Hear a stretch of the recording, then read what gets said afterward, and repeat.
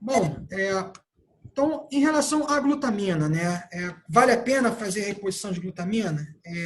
Bom, se a gente está se alimentando direito, né,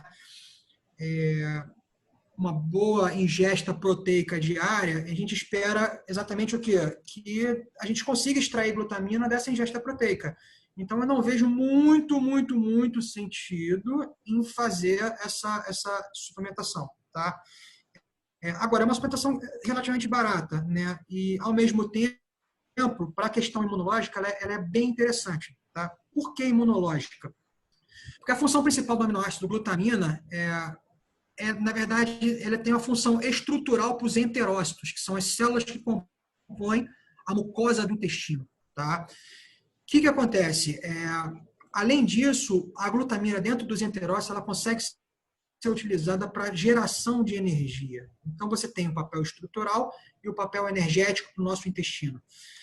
Toda vez que a mucosa do intestino está lesionada ou existe um processo de lesão da mucosa intestinal, perde-se a função de barreira seletiva do que é absorvido no intestino e o que deve ser eliminado nas fezes. Como assim? A gente precisa absorver do nosso trato intestinal para a nossa corrente sanguínea micronutrientes, aminoácidos, ácidos graxos e glicose, além de vitaminas. E o que precisa ser excluído dessa absorção?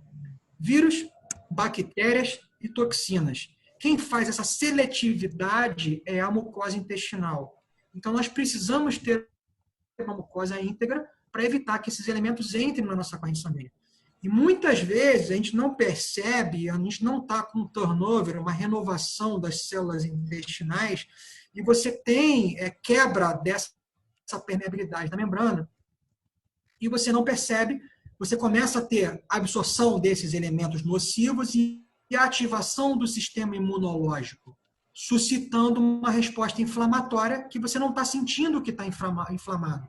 Mas você está durante um grande período de tempo, ou seja, cronificado de forma inflamada e, ao mesmo tempo, subclínico, porque você não apresenta sintomas.